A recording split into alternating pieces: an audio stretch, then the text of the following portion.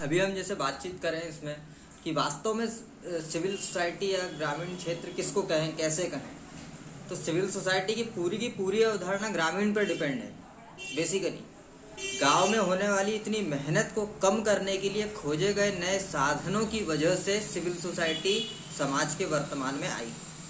For example, खेती करते थे, पहले हल बैल का इस्तेमाल किया जाता था, बहुत मेहनत लगती थी, बहुत सारे लोग लगते थे।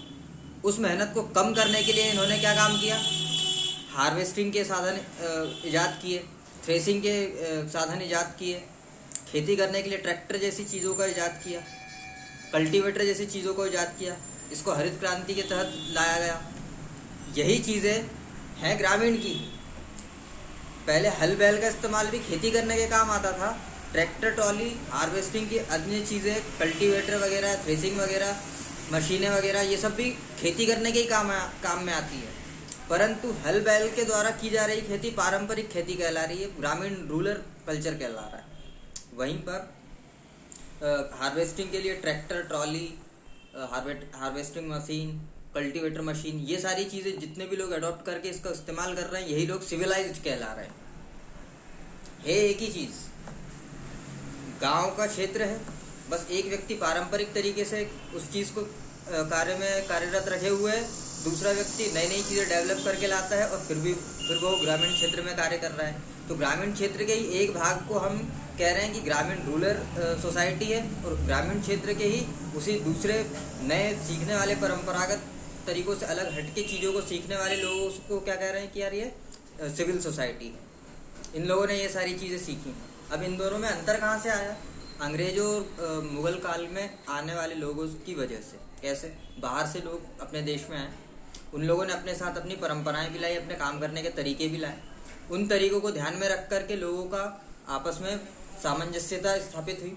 उस सामंजस्यता के लिए उन्होंने बहुत सारे कई अलग अलग चीज़ें ईजाद की। फॉर एग्ज़ाम्पल, कुछ लोगों को हल बैल चलाकर काम करना पसंद नहीं आता था, उन लोगों ने ट्रैक्टर, ट्रॉली ईजाद कर ली। हार्वेस्टिंग के लिए खुदाई, कल्टीवेटर वगैरह, थ्रेसिंग वगैरह, इस टाइप की मशीनें ईजाद कर ली और अपने अपने कार्यों को करने लगे।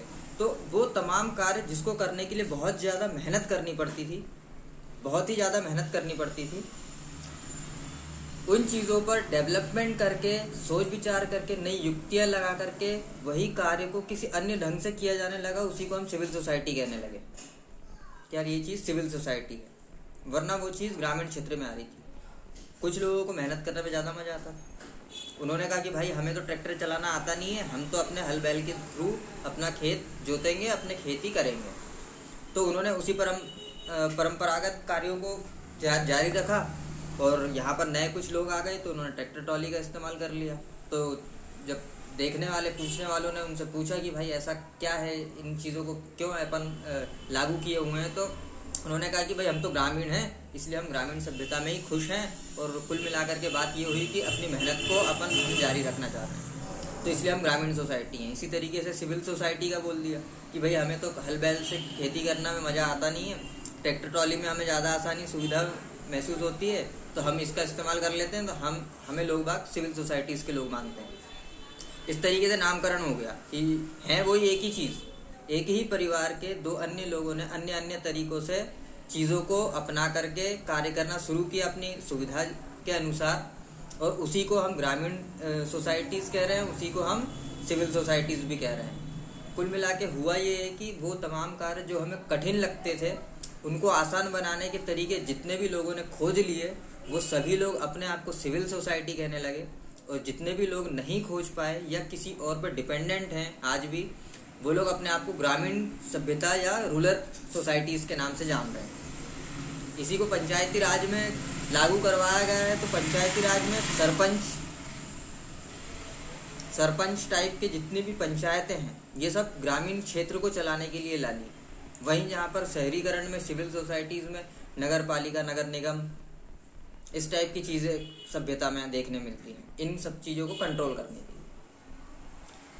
तो बेसिकली देखा जाए तो सिविल सोसाइटी या ग्रामीण सोसाइटी का कोई अन्य मतलब नहीं निकलता है। कुल मिला के नियम गाँव में भी पहले लगते थे, वही चीज़ शहर में भी लगते हैं, वो सारे नियम जो गांव में लागू होते हैं शहर में भी लागू हैं, शहर में लागू होने वाले सभी नियम गांव में भी लागू हैं। बस काम करने का, कार्य करने का तरीका डिफरेंट है, उपयोग में लाने वाले सामान डिफरेंट है, औजार डिफरेंट है। वो हल बैल का इस्तेमाल करते हैं, ये लोग ट्रैक्टर ट्रॉली वगैरह का इस्तेमाल कर लेते हैं। तो यही सारी चीज़ें क्या हैं। अब इसके अंदर उनके रुझान भी, भाई कोई बड़ा आलसी आदमी है, उसको बोलो वो हमें हल बैल नहीं पुराता, हमें हल बैल से काम करना समझ में आता ही नहीं है, हम ट्रैक्टर ट्रॉली से ही काम करेंगे।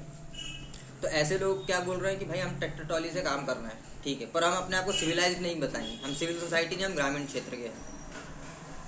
वो अपनी रहन सहन की पद्धतियों को ग्रामीण रखते हैं, परंतु कार्य करने की अन्य पद्धतियों में सिविलाइज्ड पद्धतियों को शामिल कर लेते हैं, मतलब नई डेवलपमेंट।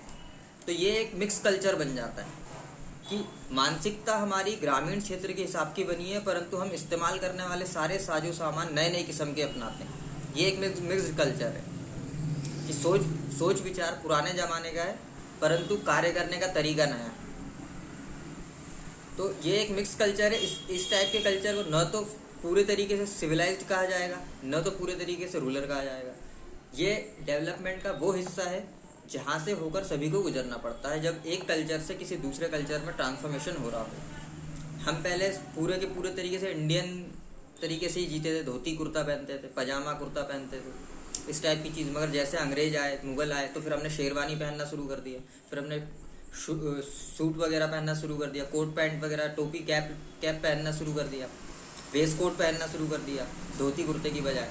और फिर हमारा मूड के ऊपर डिपेंड हो गया चीज़ें। आज यार धोती कुर्ता पहनने का मूड हो रहा है, तो हम धोती, ग्रामीण सेक्टर के कल्चर, गाँव में घूमने गए तो हम धोती कुर्ता पहन के घूम रहे हैं। हम वहीं किसी छोटे टाउन में या कस्बों में गए तो हम शेरवानी वगैरह पहन के घूम रहे हैं।